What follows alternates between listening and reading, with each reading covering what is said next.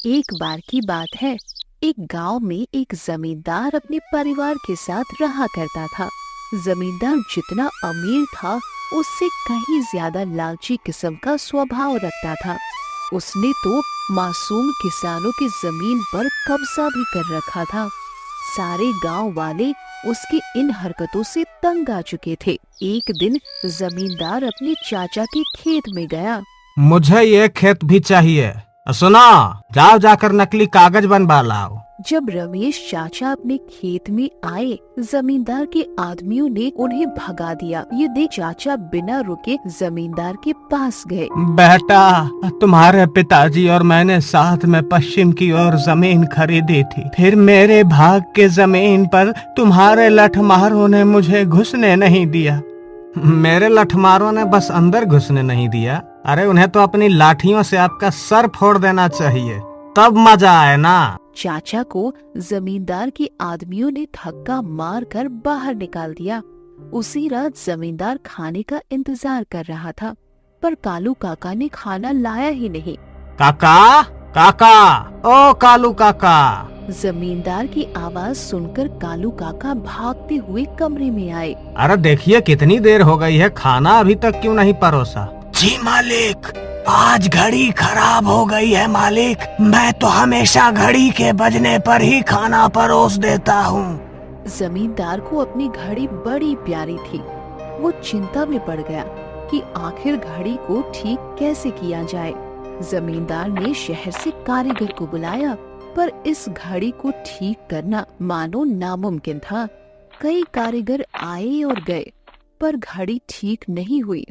एक रात जमींदार अपने कमरे में बैठा घड़ी के बारे में सोच रहा था। वो अपने सोच में इतना खो चुका था कि उसने देखा ही नहीं कि उसके कमरे में एक आदमी है।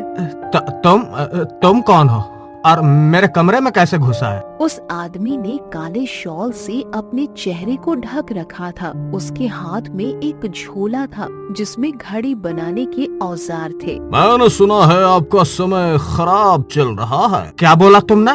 चिंता न करिए, मैं आपकी घड़ी को बना दूंगा और पैसे, इसका मूल्य सही समय पर ही लूंगा। जमींदार को लगता है इसे कालू काका ने ही बुलाया होगा, इसीलिए जमींदार उसे जाने देता है।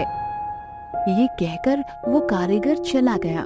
कुछ ही देर में घड़ी की घंटी बजने की आवाज आती है।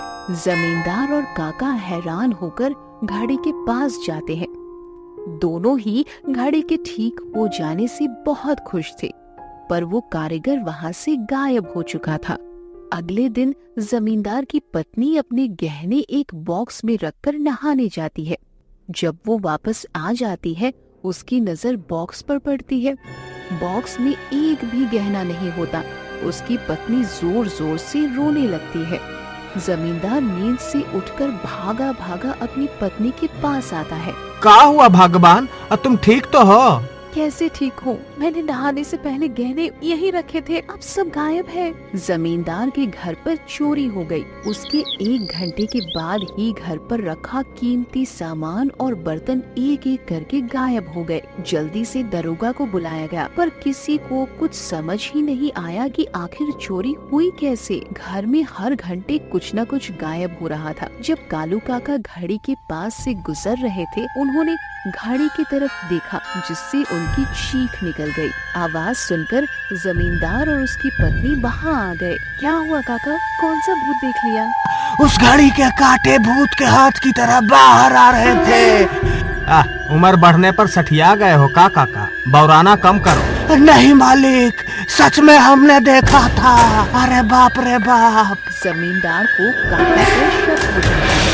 जल्दी ही दरोगा को बुलवाकर काका को उनके हवाले कर दिया जाता है, पर घर में चीजें गायब होना बंद नहीं होती। अजीब, आपने काका को तो निकाल दिया, पर चीजें तो रुकने का नाम ही नहीं ले रही। अभी सो जाओ भगवान, कल कुछ करता हूँ इस बारे में। अगले दिन जब जमींदार की आँख खुली, वो देखता है उसका घर मिट्टी का बन चुका है। भगवान, ए राजेश, गोपाल, कहाँ हो? देखिए रातों रात क्या हुआ, हमारा इतना बड़ा आलीशान घर इस मिट्टी की झोपड़ी में बदल गया। नौकर चाकर सब पता नहीं कहाँ चले गए, हमारे पास बस ये घड़ी ही बची है।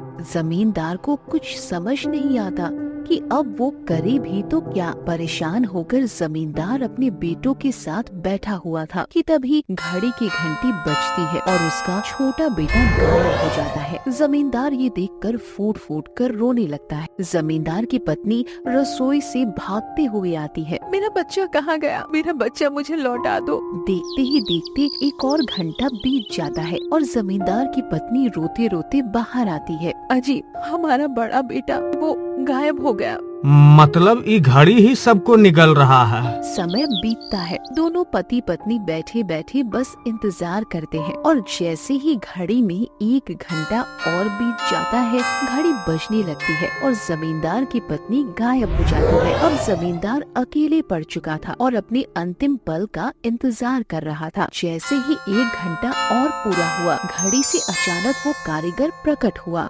तुम कौन हो? कारीगर ने अपने शॉल को हटाया। चाचा, आप इतने डरावने क्यों लग रहे हैं? क्योंकि मैं अब इंसान नहीं हूँ। मैंने अपनी जमीन पर ही आत्महत्या कर ली। जमींदार चाचा के सामने फूट फूट कर रोने लगा। माफ कर दो चाचा, माफ कर दो, गलती हो गई। मैं तुझे तेरा परिवार लौटा रहा हूँ, पर फिर ऐसा कभी किया तो इसका अंजाम अच्छा नहीं होगा। जमींदार का परिवार उसे वापस मिल जाता है।